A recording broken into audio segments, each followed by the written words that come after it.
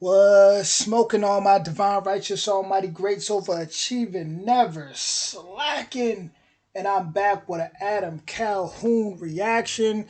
This time we got Adam Calhoun racism.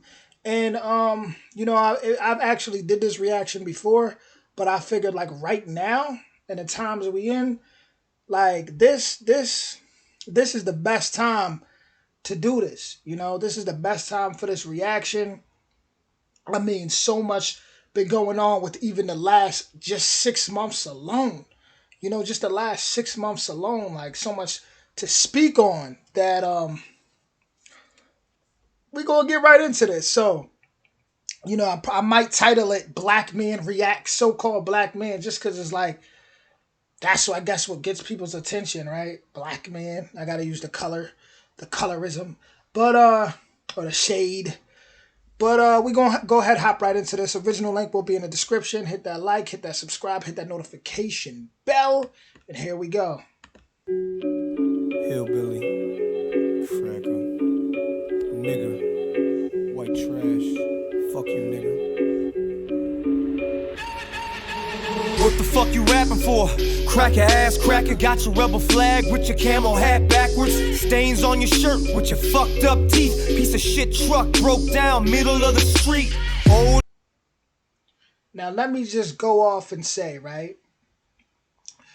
How he started it, with the N-word and things like that. That right there off the rip is cause a whole lot of debates, right? Now I heard somebody on the internet, recently say something very, he's very controversial, but he said something that made a lot of sense, which was his name Charleston White. He said, I'm proud when I get called the Nigger, right? It's crazy as that sounds.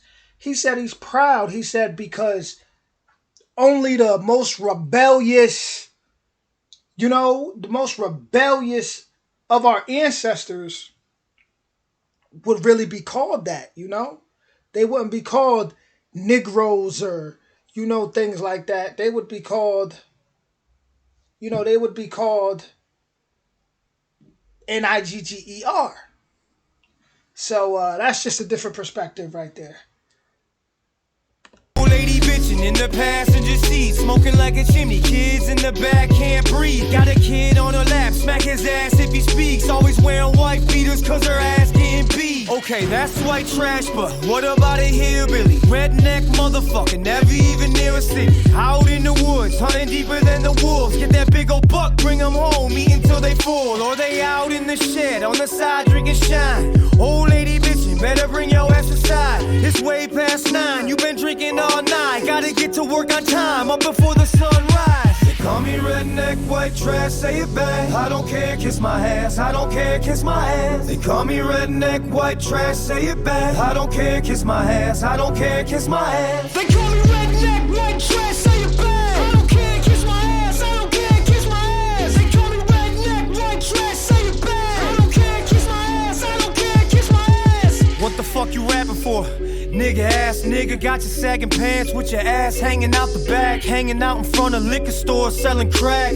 just so you could put some 24s on your Cadillac. Baby mama bitchin', you ain't taking care of business. All you do is smoke weed, run around with other bitches, and you can't keep a job cause you in and out of prison. Guess it must be Trump's fault cause you making bad decisions. That's about niggas, but what about black folk? Raise their kids right every night, mom and dad are home, hunting for a job, not crying about a privilege, crying out to God, stop the violence where we live in. Fuck it though, you a nigga and I'm just a cracker. They pin us against each other, sit back and they watch it happen. In the hood they selling crack and killing over shoes and jackets. In the trailer park they fall apart, a bunch of Mac addicts. They call me redneck, white trash, say it back. I don't care, kiss my ass. I don't care, kiss my ass. They call me redneck, white trash, say it back. I don't care, kiss my ass. I don't care, kiss my ass. They call me redneck, white trash, say it back. I don't care, kiss my ass. I don't care, kiss my ass. They call me redneck, white trash, say it back. I don't care, kiss my ass. I don't care, kiss my ass.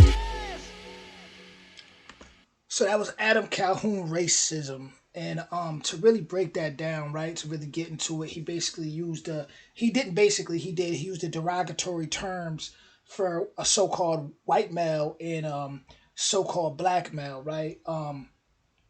Which would be the Nigger and white trash honky for like things like that, right? So um and basically he flipped it to try and I guess what he was really trying to tell people for the most part was, we all, pretty much are being judged, right? We're all being judged and we all have our flaws, right? We all have our flaws, we all being judged.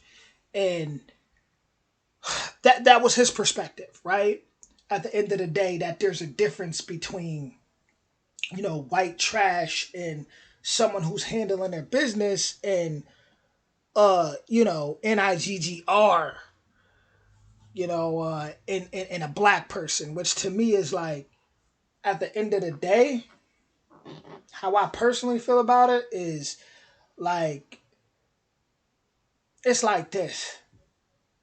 When you look at everything that's going on, and the reason why there's so much chaos is because, first and foremost, when you look at this corporation we live on, right? There's too much lies and deceit, right? First off, let me just say this. Everybody to me is privileged at this point, right? I'm half Nigerian. I know what it's like for people to have to go through, what part of my family's going through in Nigeria with things like, we don't you can steal here. You can literally steal and you get a slap on the wrist. Over there, you're not in a country where you may get taken to the jungle, get a tire thrown around your neck and get burnt alive. You can literally stand on a block all day, don't got to worry about military coming and just shooting you down. You don't have to you can literally put your man on child support, live off welfare and get free checks and just live off the system. You can get food stamps. People can rap about whatever they want, murder and all these things, and not have to suffer a consequence. People can have opportunity where they can just get on their bike and go make money doing due to the gig economy, right? The projects out here are like penthouses to some places, right? Whereas like when you look at like certain places or like in third world countries, they don't get that privilege to have welfare and things like that, right? So people have to first realize, first off, people are privileged, but that's the trap. It's getting you comfortable. So now you're like this fat pig that doesn't realize when it's about to get slaughtered, right? It's like, I remember Jadakiss the rapper said, people who go to jail just to get their teeth fixed. If you guys know that line. And then I looked into that and it's like Connecticut, I guess, has like the best healthcare system in the US, and people really do things like that. You can't say that about no South American prison or no Russian or Chinese prison. You can't, you get what I'm saying? So Americans first have to realize that they are privileged first and foremost, right? No matter what they say, but that's the trap to get you comfortable, right? Because it's like this. It's like this. And my snake having fun here and making sure she don't get away. But it's like people are privileged, and it's like this. When you really look at it, people can, how many people just sell drugs in their community and they've been raided over and over and come right back home. People on this land can literally just go and think about this. You can commit murder. Not have to worry about jungle justice or none of that. You can commit murder. You can just go snitch, get government protection, and come right home, right? Americans are more privileged than they think. And then how the government can play on that is they can favor one group, right? And favor one group or make it seem like they're favoring one group to make another group or another race, because it's all just a race. Think about that.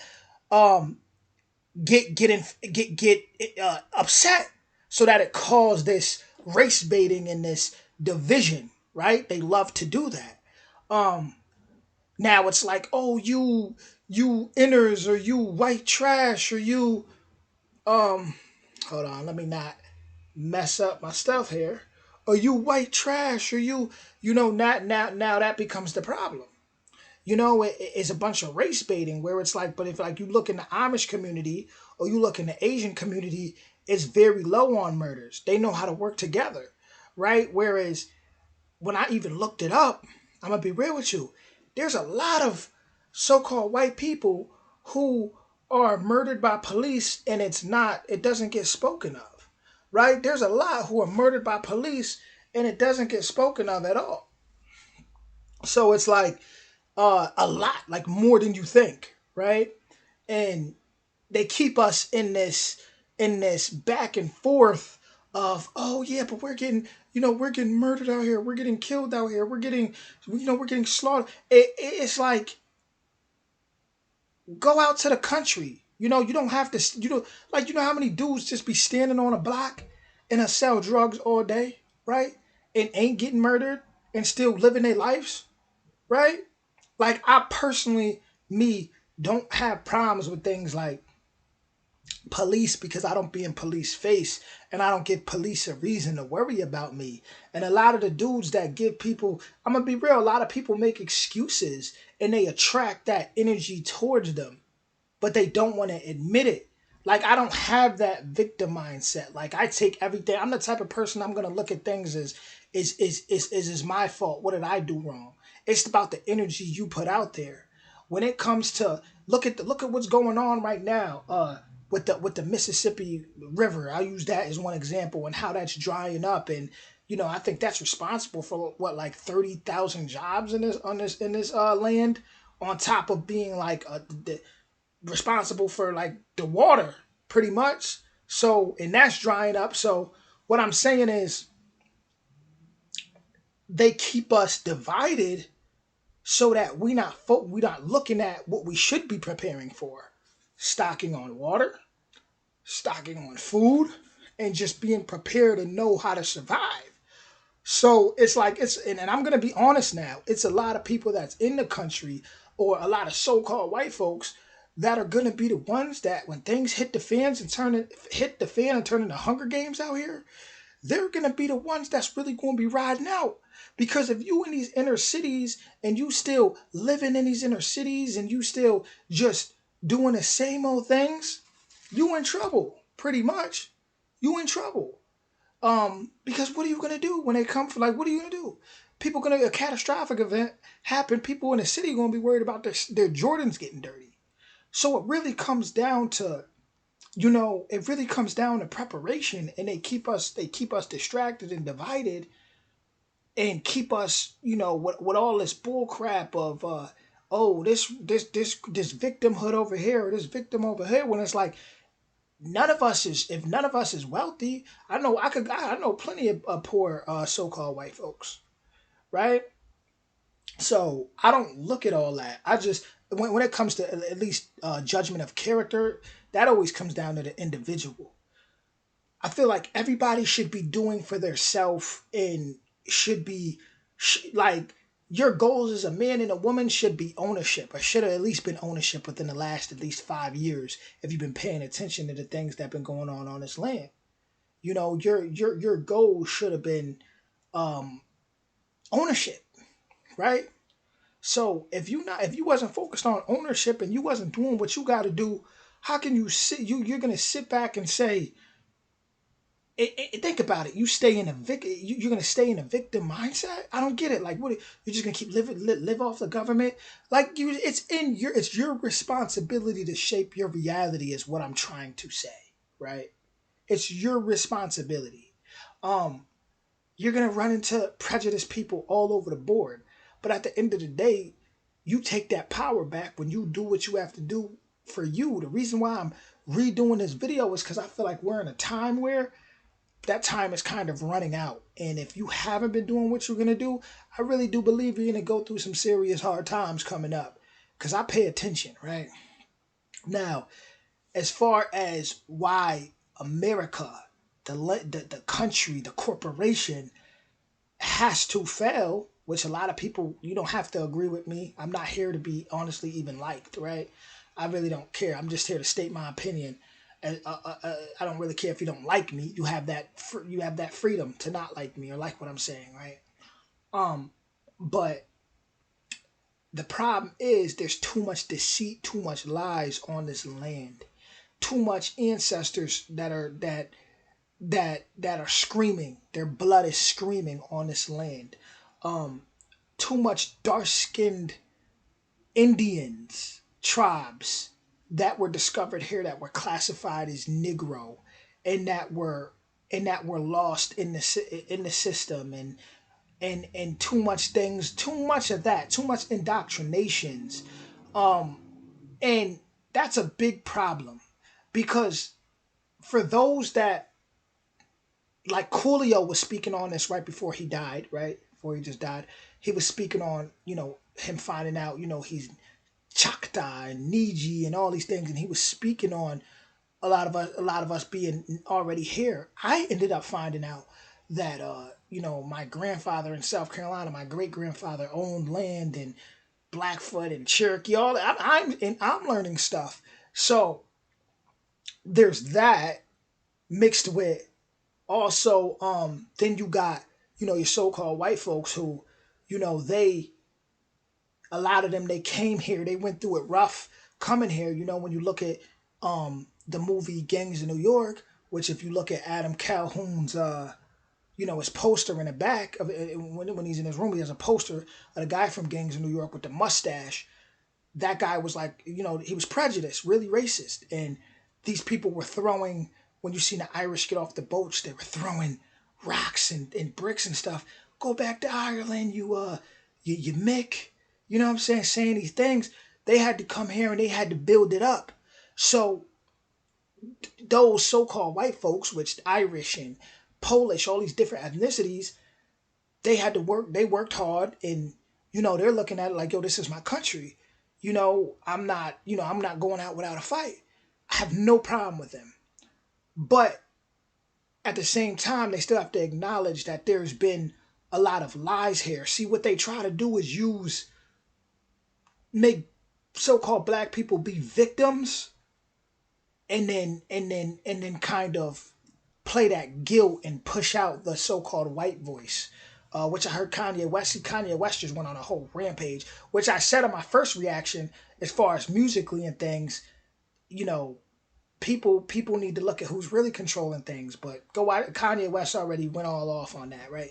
But anyways, they make it seem like it's white and black, but the whole time it's like someone may be Russian. Russians never even participated in a transatlantic slave trade. You get what I'm saying? Someone lineage may be Russian. Some people's lineage may be of, like I said, or Italian, and we know the Italians, they were getting hung, and they were getting they were going through it in the Jim Crow era. Pretty much everybody was, but the only difference was, or that's why they really did the black white thing to really separate it and give you the illusion that you could fit in the corporate world.